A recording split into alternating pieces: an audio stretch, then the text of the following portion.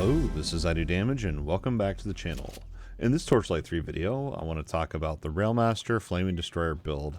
I've had a couple requests to share the build, so here it is, we're putting it into video format. I will also have the text guide available in the links down below, along with all the different timestamps for every different thing that we're going to talk about with the build here. I'm going to apologize ahead of time, the video is probably going to end up being a little bit long, so I'm going to give you a few variations, ideas, and things to really help you out with your Railmaster Flaming Destroyer. The first thing I want to talk about with this build is gear. In order to make this build work to its full potential, you're going to want to be using the Cosmic set. You're going to want to have at least the helmet, chest, and a third piece. I'm currently using the gloves. I highly recommend picking up the pants. The pants have the effect of whenever you use Sword Smash, you regenerate all endurance. You will understand why this is important later on, but I want to give a couple options of if you don't have this set or if you're just at level 60. Since this is an end game guide build, I'm not really planning on doing a leveling build, but the preset build, I guess maybe you could kind of use for leveling as well. So if you don't have any of the Cosmic set, basically all you're going to be doing for the non-Cosmic set or build, whatever you want to call it, is you're going to take all your points out of Spike Drive and Lantern Flash, and you're going to allocate those points over to Flamethrower Car and a few points into Shotgun Car. That's the main difference here, since you don't have enough points to gain all the full potential of the Lantern Flash and Spike Drive. So really just think of it this way. Once you get your Cosmic set, you can then basically buff up your damage output by about 65 to 100 more percent with the Lantern Flash and Spike Drive that we'll talk about later in the video when we get to skills. As far as gearing, before you have the Cosmic set, I really don't want to go in depth in this video for that because I made a damage guide and a defense guide that I highly recommend you check out. That's basically standard gearing for all of the classes. Basically, you're going to want to look for a lot of physical resist, a little bit of elemental resist, along with crit, endurance, recharge, different things like that. I'll be mousing over the gear that I have on. But while you're leveling up and before you get, like when you're early on in the Fazir's Dungeon Challenge, I would recommend using a two-handed weapon until you really actually kind of need a shield. You're going to hit a point that you're going to need the damage reduction and block chance and armor and stuff like that. But yeah, that's basically up until you get the Cosmic set. I mean, it's really just grinding for the set, and I wish you the best of luck. I hope you can find the Cosmic set really soon. So with that in mind, let's talk about the Cosmic set and kind of the gear that I have and what I'm looking for. So as I said, you want the chest and helmet because this set gives you +2 skill points to all of your Railmaster skills, your Conductor and Slammer skills. Like I said, I'm currently using the gloves just because I can't find a decent pair of I think it's boots, of the pants. I can't find a decent pair of the pants. But when I do, I'll be replacing the gloves and hopefully getting a high block roll on my gloves. As far as pet badges go, like I said, it's in the damage guide video. You're going to want double chance to inflict ailments. Damage output, it's pretty basic there. The gear, I guess, is really basic. What makes this build interesting, though, and what I want to talk about next, is your skills and your skill tree. I did lots of iterations on this build over the past about week and a half. So I'll show you what I'm using, and then I'll give you some alternate choices that you could decide to use as well. So first of all, in Conductor, I have only 1 point in build train and only 4 into Flamethrower. Now keep in mind we're getting 2 extra skill points on these due to the Cosmic set. So what ends up happening here is we have the build train. This is really just a passive damage. This skill is really not that great for the build, just something I enjoy having. We also have the Flamethrower Car, which I would say is almost required so that you can have that 10% Relic energy recharge rate so that you can be doing your Sword Smash more, because that's going to be your main damage dealer. But in order to have the Flamethrower Car out, you have to build your train. So these two kind of go together in that. And I just like having the train out, to be honest with you guys. To be honest, I'm really stubborn and I don't want to get rid of the train just because I like it that much. I know I could potentially, and we'll talk about that here in a minute too. But yeah, as it is now, you just grab those two. I was going to say you could just have the Flamethrower, the tier 2, and it's a passive skill. So I don't even think you have to have it on your bar to be gaining that buff. Now, before we talk about Relic, let's talk about the Slammer. This is where the synergy comes in this build. That's just absolutely madness. So if you didn't see the Railmaster guide video of how to basically never die while leveling up in early endgame, take Hammer Spin. Make sure you get the tier 3 bonus. You're going to get a 50% damage reduction shield on cast for 6 seconds. And as long as you hit something as well, you're also going to be getting the Fighter's Spirit buff. which by default gives you 50%, but if you put points into Blasting Charge, it'll go up to 70%. If you do the math, that's 120% less damage taken. Blasting Charge is the next skill up that I mentioned, and you're going to go for the tier 2 bonus here for the damage reduction in melee combat. This also makes enemies more vulnerable. Once you get the tier 2 bonus, they're going to be taking a 50% less damage for 6 seconds. Now remember 6 seconds, that's important for our next skill. On to Lantern Flash. This one is we take mainly for the tier 2 bonus, the passive of 65% more damage to stun, blind, or slowed targets. So if you come up here, shout out to Zeno for telling me about this, by the way. We were chatting about it on stream, and it really got me thinking. And I'm glad you did, man, because it's a lot more damage with this skill. What Spike Drive does is, well, it slows enemies for 6 seconds. So you can already see we have a whole 6-second window of enemies taking more damage. So as long as they're slowed, they're taking that 65% more damage on top of your Blasting Charge, 50% more damage. That's a 6-second window of 115% more damage you can be putting out. Due to server lag and animations, it's more like a 4 or 5 second window. So keep that on mind when we get into the rotation section of the video guide. Next up, we have Relic.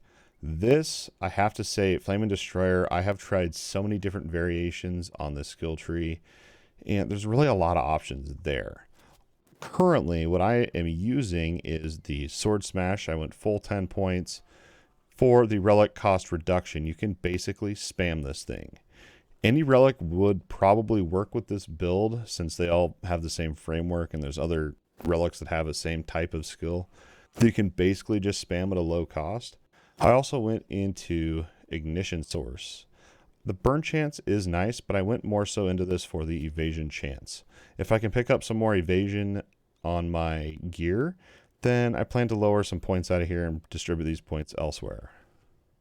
I also have Nimble Flames. This is really just a favorite skill. I really like this skill. I think it's cool and really fun.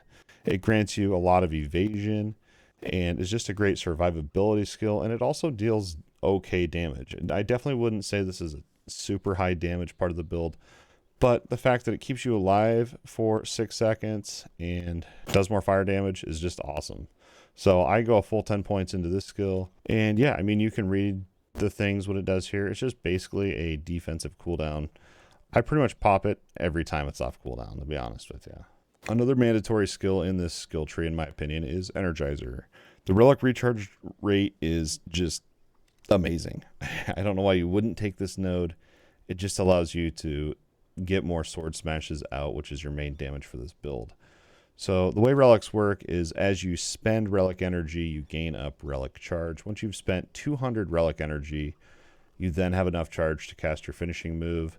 And for Flaming Destroyer, it is Summoning Smash. This thing does a load of damage.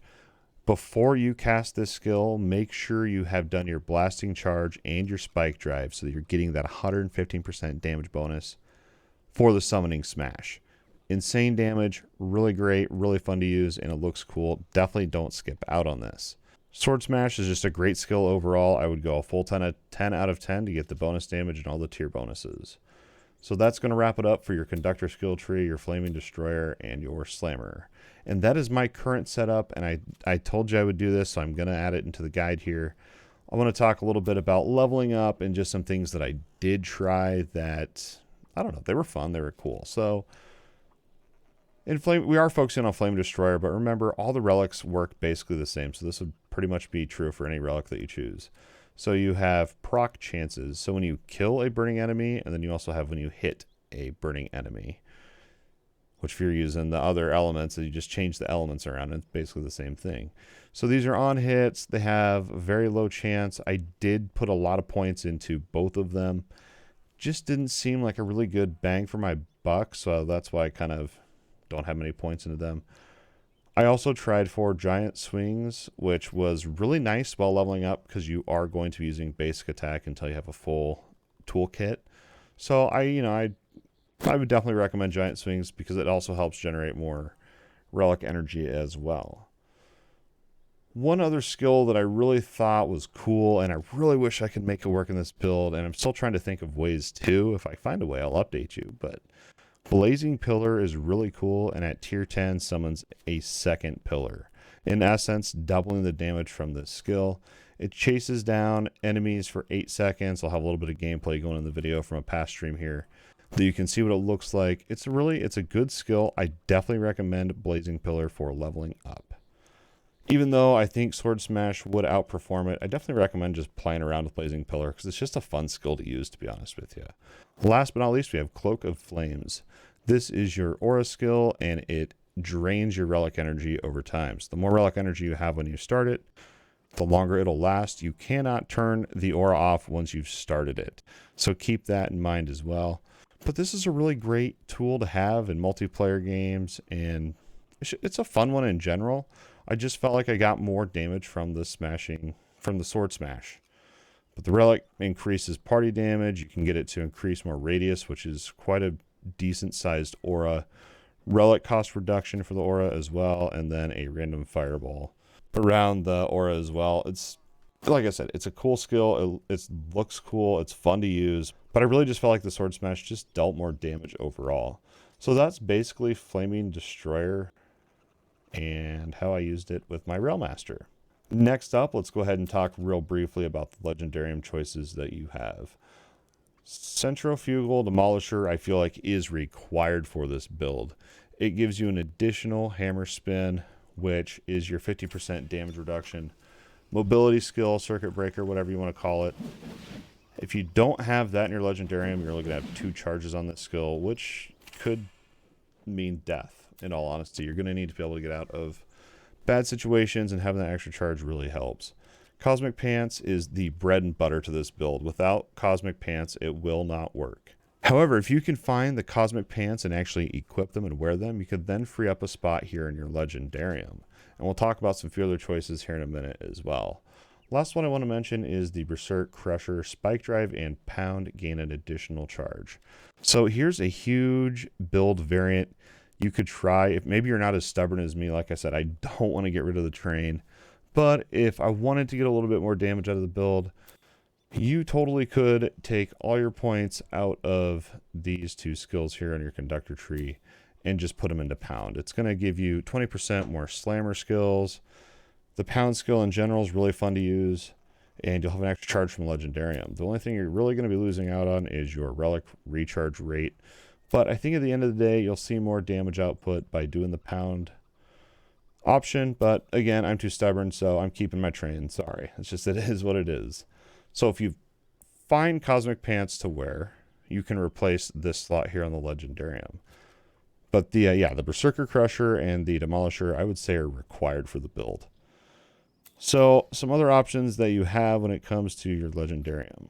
So I was using the Blast Breaker when I very first started, and this is a good one early on for leveling up so that your blasting charge doesn't consume your endurance. Since early on you're not going to have the full cosmic set benefit. So that's an okay one early on. You could even go with a Bone Blocker shield here and get pet skeletons when you cast your finishing move. I don't think that'd be great returns, but it's an option. Another really viable option that I like is the Egg of Mayhem. It basically just casts a second relic skill whenever you cast your sword smash, which is all the time. So basically you're dealing double damage then with that. Definitely highly recommend the Egg of Mayhem. That's probably what I'm going to actually replace the Cosmic Pants with once I find the drop. Other than that, I've heard the Doom Pipe is really great for Mortar Flamethrower Car to always get their endurance. But the thing with this build is you want to spend your endurance. So once you have the Cosmic set and you're doing the build and the rotation that we're going to talk about, you'll understand why you don't want anything that makes it that you don't consume endurance. You want to be constantly spending endurance. Because in this build, you're going to always have full endurance. You're always going to be having it and spending it. That's just the bread and butter to the build. Before that, though, one last thing I want to talk about here is pet skills. These skills really come down to a personal preference. I really enjoy having the crit chance, damage, healing, and defense. Keep an eye out for the Necro Pupper. That will be really fun to use. Anyway, these are, I don't know. I feel like the pet skills are really just basic and personal preference. So we've talked about skills, gear. Let's talk, last but not least, rotation and how the game and the build actually plays. So the fundamental part of this build is applying your damage reduction through Blasting Charge and Spike Drive. Those two combined with the synergy from Lantern Flash is a total of 115% more damage dealt to the target for a 6-second window, but due to server lag and animations, it's really about a 4 or 5-second window. So once you've casted your blasting charge and your spike drive, you want to be internally counting in your head until about 4 or 5. You can also see the debuffs on the target as well. We have the black shield with the red background and the slug icon. If you have both of those up, you know you're in your full damage window potential. What's really cool about this build is the cosmic pants. When you spend your endurance, you use your sword smash and you instantly regain your endurance back. Why that's really good is because your spike drive does not recharge over time. In order to gain charges on your spike drive, you have to spend endurance. So I'm going to show you right here. I'm going to use up all of my spike drive charges. You can see it does not recharge over time. But I have full endurance here, and casting dynamite will give me a charge. Doing anything that has an endurance bonus and consumes charge will actually give you a spike drive charge as well. But you really don't need to worry about your endurance regeneration since you have sword smash that instantly gives you the endurance back. I think you can understand that there. Even your flamethrower car, every skill on my bar consumes endurance. That's just part of the build. So we can always have maximum spike drive charges. So that's basically how you get the damage window up and maintain it. So basically my rotation is I open up with blasting charge, I spike drive, I spam sword smash until the invulnerability debuff is gone. And then I just refresh the blasting charge, vulnerability debuff, until either I'm out of relic energy or the debuffs have fallen off. You also have filler here with your lantern flash and your flamethrower car. But while you're in doing maps and stuff, you're going to have lots of monsters, lots of things to be dodging. That's when our hammer spin comes into play as well. Hammer spin is also great for your fighter spirit damage reduction and the reduction shield that you get as well. Last but not least, you also have a defensive here to weave in. Nimble Flames. I use this basically on cooldown. It saves your butt and does damage. Great skill here. And while you're spending your relic energy through sword smash, you're going to notice your charge meter here is filling up. Once you're at 200 relic charge, make sure you have your blasting charge, spike drive debuffs on them, and then go ahead and sword smash. And that should do quite a load of damage. There's a 212k hit. That's pretty decent damage if you're asking me. That's basically how the build works. Just always make sure you have your train out, your debuffs on the target, sword smash, hammer spin to stay alive, flamethrower and lantern flash. Those are just there for filler, to be honest with you, because they're adding new legendaries to the game. They're going to have an active skill on them. So when we get those, I'll probably change around the skill bar a little bit to add some of those in. But yeah, that's basically the Railmaster build. It's really simple. Hopefully this guide was clean to the point. I could go on and on talking about the build, but I won't. I'll spare you the time. I hope this build helps someone out there, and look forward to more on the channel. If you enjoy this video and all the content on the channel, don't forget to like, subscribe, share with all your friends. Your guys' support means the absolute world to me. I could talk about builds and video games forever and ever and ever. Literally forever. Like, I love video games and I love talking about them. So thank you for allowing me to continue doing what I love. As always, thanks for watching, and we'll see you next time.